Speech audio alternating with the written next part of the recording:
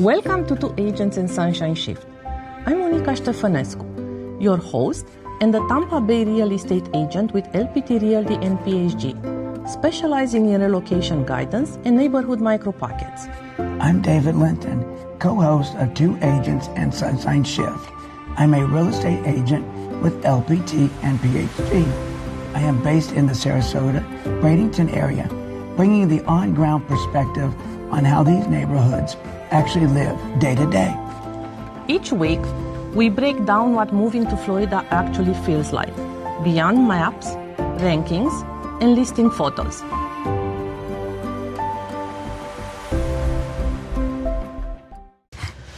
One of the most common questions we hear is, when should I start looking at homes in Florida?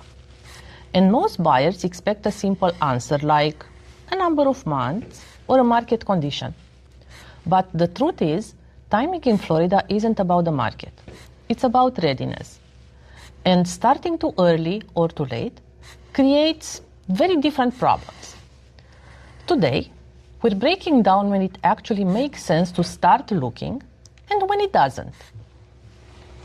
When buyers start looking more than a year out, what they're really doing is collecting impressions, not making decisions.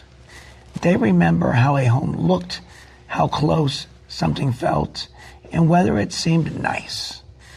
But they don't yet understand street rhythm and seasonal differences, insurance implications, and daily friction.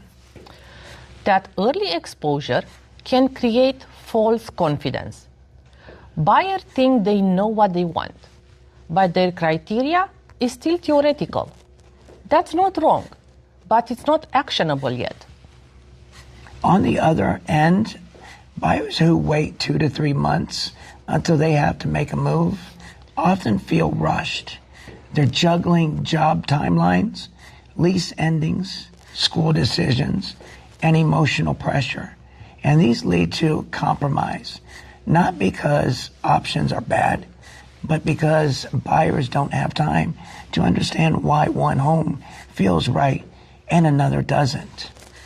That's when regret usually shows up later. Florida requires a learning phase before a buying phase. Florida is not intuitive for most relocation buyers. Things like micro-pockets, construction eras, insurance variables, flood behavior, and HOA structures require context, not urgency. The buyers who do the best treat Florida like a system they need to understand, not a market they need to beat. There are 3 stages of a smart Florida house search: education, calibration, and execution. And education is when buyers should watch content, learn terminology, understand regional differences, and ask lifestyle questions. House tours are not needed yet. Calibration is when buyers start visiting areas, comparing micro pockets, noticing what feels right or wrong, and refining priorities. You're not hunting a house yet. You're training your instincts.